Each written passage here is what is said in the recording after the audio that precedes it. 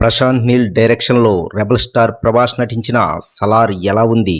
కథ లేదంటున్నారు కొందరు, కథనం సరిగా లేదంటున్నారు ఇంకొందరు, అదిరిపోయిందంటున్నారు మరికొందరు. అసలు ఈ సినిమాలో ఏముంది? హిట్టా ఫట్టా అనేది ఈ వీడియోలో మనం మాట్లాడుకుందాం.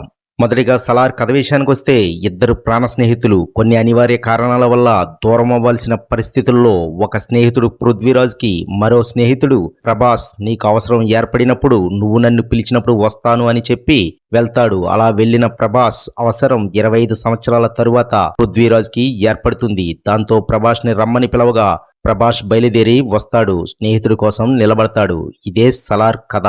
కాన్సార్ సామ్రాజ్యం చుట్టూ తిరుగుతుంది. ఈ కథలోనే అన్ని ఎమోషన్స్ ని వండి వార్చే ప్రయత్నం చేశాడు డైరెక్టర్ ప్రశాంత్ నీల్. ఆ ప్రయత్నంలో సక్సెస్ అయ్యాడనే చెప్పాలి. కానీ చూసిన వారికి ఇంకా ఏదో కావాలనే ఫీలింగ్ కలుగుతుంది.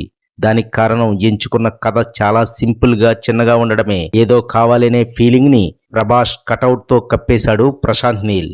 చాలా రోజుల తరువాత ప్రభాస్ ఫ్యాన్స్ ప్రభాస్ నుండి ఏం కోరుకుంటున్నారో అన్ని ఈ సినిమాలో ఉన్నాయి. సంగీతం బాగుంది, కానీ హీరో ఎలివేషన్స్ కి సంబంధించిన షార్ట్స్ లో మాత్రం కొంచెం తగ్గింది. దానికి కారణం తమన్ సంగీతంకి మనం అలవాటు పడడం కావచ్చు. సినిమాటోగ్రఫీ అదిరిపోయింది. కొన్ని షార్ట్స్ అయితే సూపర్ అనిపించేలా ఉన్నాయి. సినిమాలో ల్యాగ్ అనిపించిన ప్రతిసారి ఒక హై మూమెంట్ తో ప్రేక్షకులను ఆ ల్యాగ్ అనే ఫీలింగ్ లేకుండా చేశాడు డైరెక్టర్. ఈ సినిమా ప్రతి ఫ్రేమ్ లో డైరెక్టర్ ప్రశాంత్ నీల్ యొక్క ప్రతిభ కనబడుతుంది. డైరెక్టర్ గా ఆయన మరోసారి సక్సెస్ కొట్టేశాడు.